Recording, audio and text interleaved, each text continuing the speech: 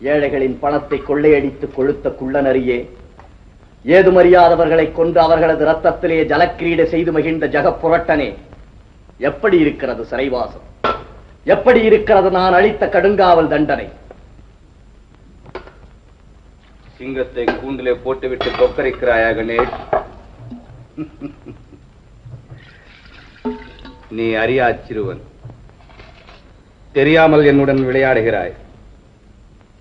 மரியாதையாக என்னை விட்டுவிடு, இல்லையேல் விபரீதம் ஏற்பட்டுவிடும். விபரீதம் இனிமேலா ஏற்பட போகிறது?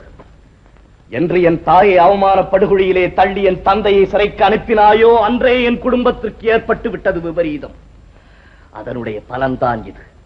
பரோபகாரம் இனி வையகமே எதிர்த்து வந்தாலும், வானகமே இடிந்து வீழ்ந்தாலும், எழுகடலும் பொங்கி எழுந்து என்னை வட்டமிட்டாலும் முடியாது நண்பனே. இன்னும் 7 வருடங்களுக்கு உன்னை இங்கிருந்து மீட்க எவராலும் முடியாது. ஏன் முடியாது? என் மகள் இருக்கிறாள் வெளியே. இன்றில்லாவிட்டால் நாளை, நாளை இல்லையேல் நாளை மறுநாள் உன் பாதகச் செயலுக்கு பழி வாங்கியே தீர்வாள். பழி வாங்கியே தீர்வாள் கணேஷ். புலிக்குட்டியை பழிவாங்க புள்ளிமானா? உன்னால் முடியாத காரியத்தை சாதிக்க கேவலம் ஒரு பெண் பிள்ளையா? சபாஷ், உன்னுடைய ஆண்மையே ஆண்மை.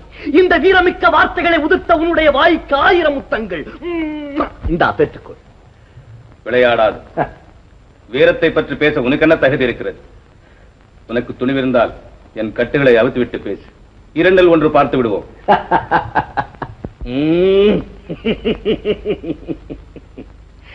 வேங்கை புலி வேடனை பார்த்து வில்லையும் அம்பையும் எரிந்து விட்டு வா, சமாதான முறையில் சண்டை செய்வோம் என்று கூறியதாம். அதை போல்தான் இருக்கிறது உன்னுடைய நிலையும். பரிதாபப்படுகிறேன். என் தாயின் கட்டுப்பாடு உனக்கு இந்த சாதாரண தண்டனையை வாங்கி கொடுத்திருக்கிறது. அதை எண்ணி சந்தோஷப்படு. நாளை சந்திப்போம். கணேஷ், கணேஷ், கத்து, நன்றாக கூக்குரல் எழுப்பு. உன் கதறல் எனக்கு கீதமாக கேட்கிறது. உன் அழுகை எனக்கு ஆனந்தமாக இருக்கிறது. உன் முகார் எனக்கு மோகன கீதமாக ஒலிக்கிறது. 7 ஆண்டுகள், 7 ஆண்டுகளும் இந்த இன்ப கீதத்தை கேட்டு கேட்டு இகவர சுகம் அனைத்தையும் அடைந்தவனாக போகிறேன். என் அன்னை எனக்கிட்ட கட்டளையை நிறைவேற்றியதாக எண்ணி பெருமைப்பட போகிறேன். போய் படைய போகிறேன்.